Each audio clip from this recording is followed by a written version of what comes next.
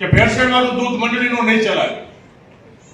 અનેક મંડળીઓ બંધ કરવી પડશે તો કરશું. એમાં કે રાજકીય ગોલી ભલામણો નહીં આજે ચલાવતા નથી. ગુજરાતમાં હાલ ખાદ્ય પદાર્થોમાં ભેળસેળની અનેક ઘટનાઓ સામે આવી રહી છે. તેવામાં જે પ્રકારે દૂધમાં છેલ્લા કેટલાય દિવસોથી ભેળસેળ સામે આવી રહી છે તેને લઈને જયેશ રાદડિયાએ જાહેરમાં ચેતવણી આપી છે કે કોઈ પણ ભલામણ નહીં ચાલે અને ભેળસેળ કરનારી મંડળીઓની સામે સસ્પેન્શનની કાર્યવાહી કરવામાં આવશે. શું છે આ સમગ્ર મામલો, વાત કરીશું આ વિડીયોમાં. વૈષ્ણવજન તો તેને કહીએ જે પીડ પરાઈ જાનાને રે. નમસ્કાર, નવજીવન ન્યૂઝમાં આપનું સ્વાગત છે. હું છું જયંત દાફડા. પૂર્વ મંત્રી જયેશ રાદડિયાએ દૂધમાં થતી ભેળસેળ કરતા તત્વો સામે લાલ આંખ કરી છે અને લોકોના સ્વાસ્થ્ય સાથે થતા ચેડાઓને હવે સરકારી ક્ષેત્ર દ્વારા જરા પણ સાખી લેવામાં નહીં આવે તેવો સ્પષ્ટ સંદેશ તેમણે આપી દીધો છે. સરકારી મંડળીઓ અને તેમના સંચાલકોને સંબોધતા જયેશ રાદડિયાએ કહ્યું હતું કે જો દૂધમાં કોઈ પણ પ્રકારની ભેળસેળ કરવામાં આવશે તો કોઈ પણ વ્યક્તિની ભલામણ કે ભલામણ પત્રોને ધ્યાનમાં નહીં લેવામાં આવે અને કડક કાર્યવાહી કરવામાં આવશે. સાંભળો પહેલા જયેશ રાદડિયાએ ચેતવણી આપતા શું કહ્યું હતું.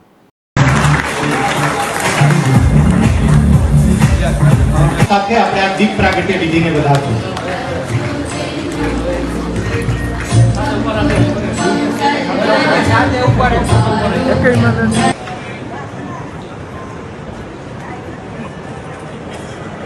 સૌ મહાનુભાવો અને આપ સૌને એ જ પ્રમાણે ભાવ તફાવતની રકમ પ્રાપ્ત કરનાર બીજી મંડળી છે શ્રી દેવધરી દૂધ ઉત્પાદક સહકારી મંડળી. 1,26,44,000 દિલીપલાલ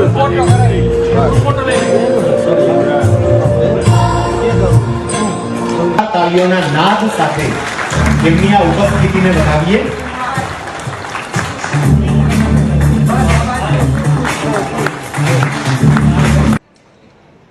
ભાવફેરની રકમ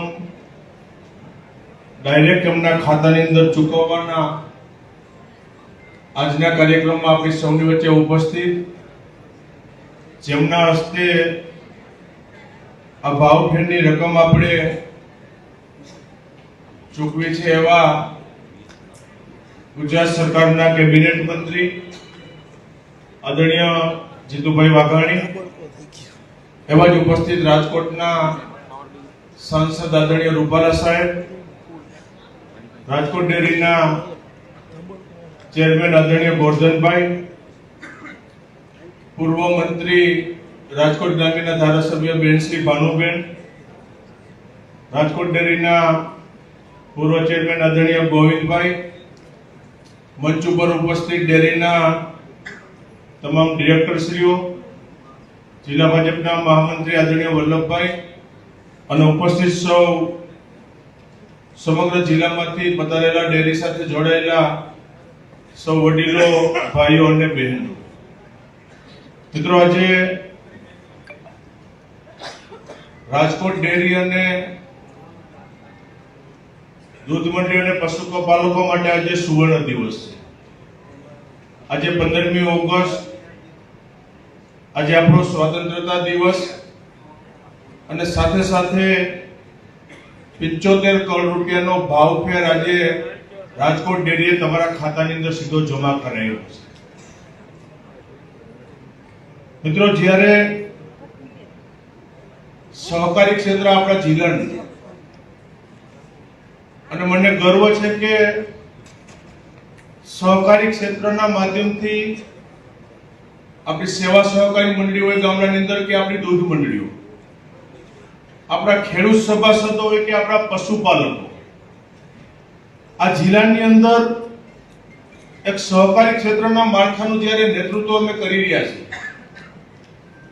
અને જે રીતે પશુપાલકો હોય કે આપણા ખેડૂત સભાસદ એને ક્યાંય મુશ્કેલીઓ ન પડે, એને સરળતાથી તમામ સહકારી ક્ષેત્રના યોજનાઓનો લાભ મળે માટે જે અમારા લેવલ દ્વારા પ્રયત્નો કરવામાં આવી રહ્યા છે અને બેંકના ચેરમેન તરીકે અને સહકારી ક્ષેત્રનું જ્યારે જિલ્લાનું નેતૃત્વ કરું છું ત્યારે મને ગર્વ છે કે આનંદ છે કે રાજકોટ જિલ્લાની આપણી તમામ સંસ્થાઓ, પછી રાજકોટ બેંક હોય, રાજકોટ ડેરી હોય, જિલ્લાના આપણા માર્કેટિંગ યાર્ડ હોય કે સંઘ આપણા, કે જે રીતે પારદર્શક રીતે નેતૃત્વ આપવાના પ્રયાસો થયા છે.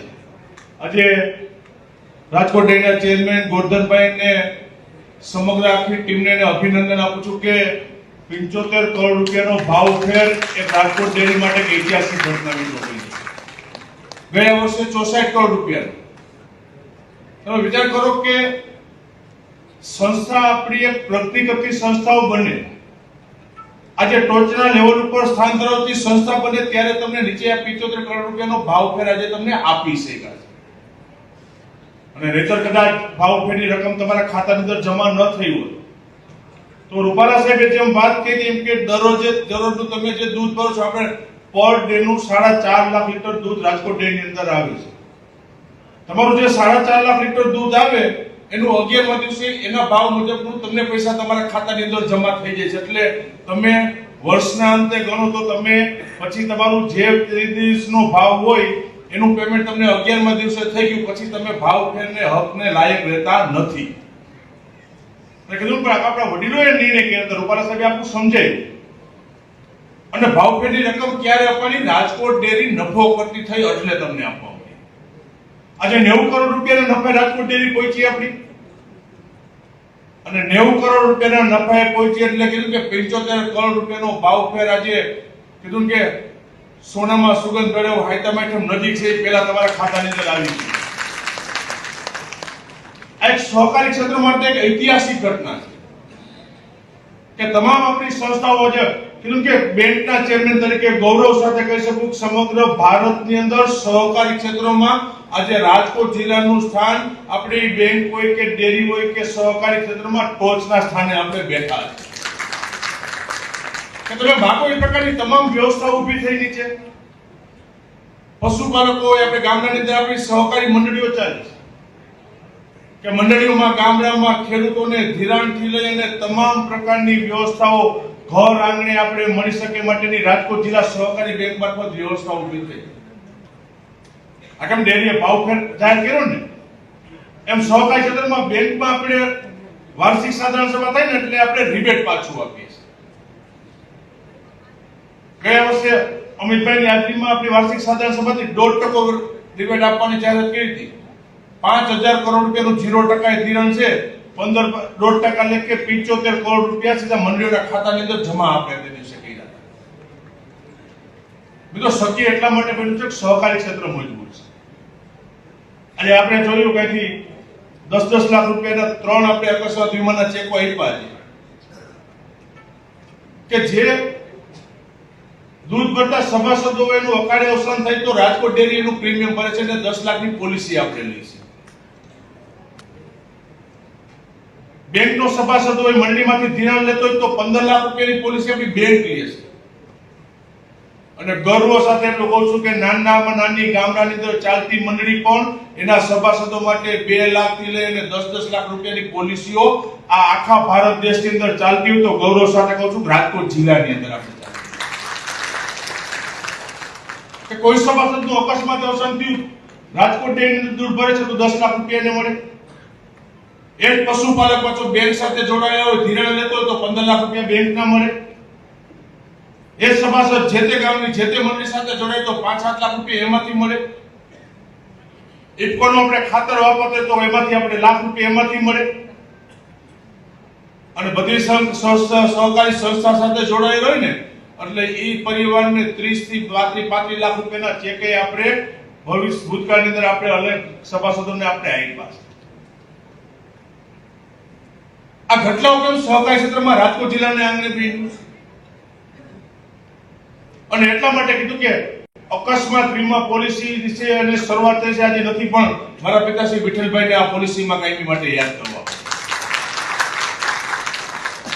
કે આ પોલિસીની શરૂઆત આપણે સહકારી ક્ષેત્રના માળખાની અંદર શરૂઆત કરી.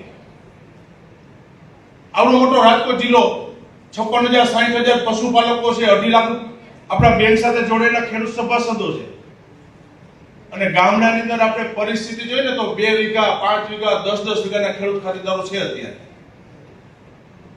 અને એવા સમયે ઘરનો વડીલ હોય, અકસ્માત અવસાન થાય તો આપણે કાયમી માટે કહેતા હોઈએ છીએ કે એવા સભાસદો અને અકસ્માત અવસાન થયું ને ઘરનો કમાનાર વડીલ જતો હોય તો એ ઘરની પરિસ્થિતિ કેવી થતી હોય તો એના ઘરના સભ્યોને ખ્યાલ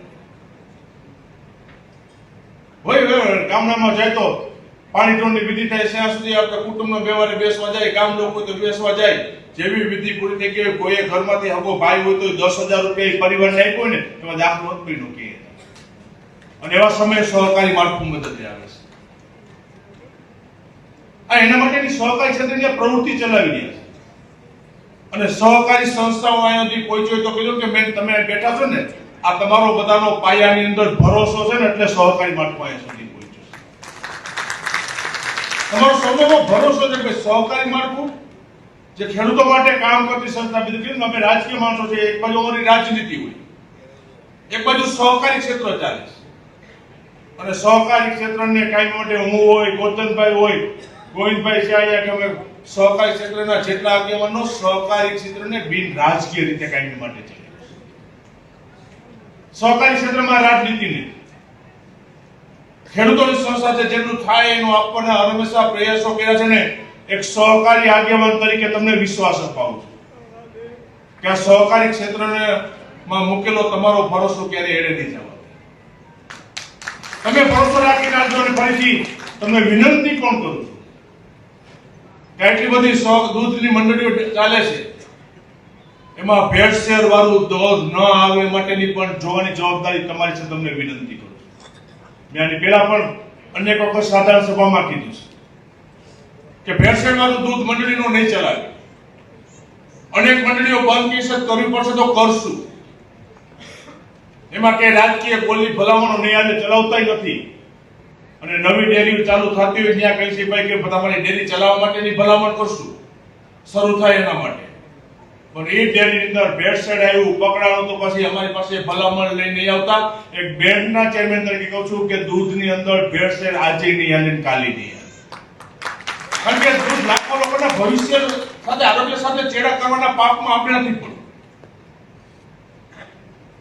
તમે જો દૂધના પશુપાલકો હોય, ડેરી હોય, કરોડો રૂપિયાનો ભાવ ફેર અને સમયે સમયે દૂધનો ભાવ ફેર પણ મહિને મહિને પણ તમને પોસાય રીતના ભાવ રાજકોટ ડેરી કાયમી માટે નક્કી કરતી હોય છે. શોર્ટકટ અપનાવતા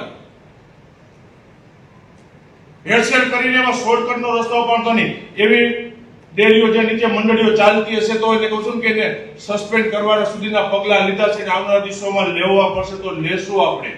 પણ સહકારી ક્ષેત્ર, માળખું, ભરોસો અને પારદર્શક રીતે આપણે આગળ વધી રહ્યા છીએ. એમાં તમે સૌ સહભાગી બનો, સહકાર આપો.